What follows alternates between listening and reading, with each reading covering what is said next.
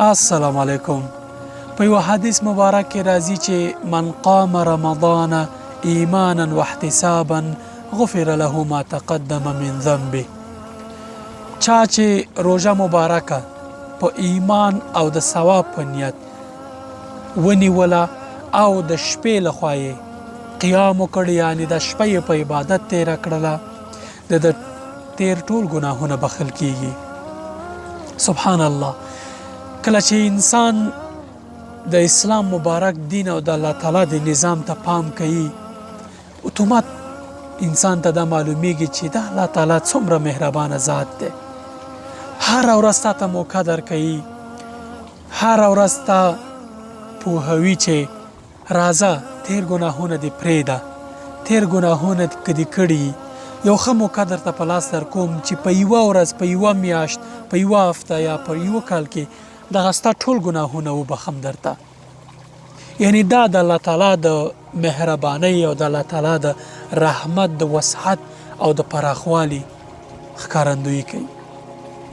مثلا حدیث شریف کې راځي چې د یوې جمعې او د بلې جمعې ترمنځ چا چې د جمعې مونځ وکړ، الله تعالی د یوې جمعې منځ کې دغه ګناهونه ورته بخي. دا یوه موقع.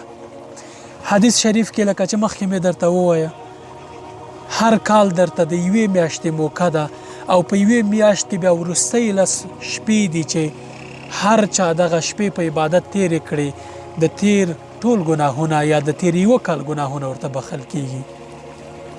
بله موقع حج ده.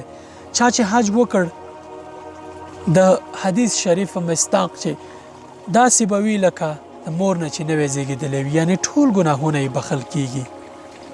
څومره مهربانه ذات. او زه ته ترې بې پروایو آن په دې مبارکه روژه کې، دا روژه یو طلایي چانس دی د هر انسان لپاره، د مسلمان لپاره په ځانګړي ډول، چې له دغې چانس نه استفاده وکړي او خپل تیر حساب پاک صفا کړي، د ګناهونو اکاونټ صفر کړي او الله تعالی ته رجوع وکړي چې باقي ژوند یې خوشحالۍ او له نیکمرغۍ ډک وي او په آخرت کې جنت وګټي. استفاده ترې وکړئ. السلام علیکم ورحمت الله وبرکاته.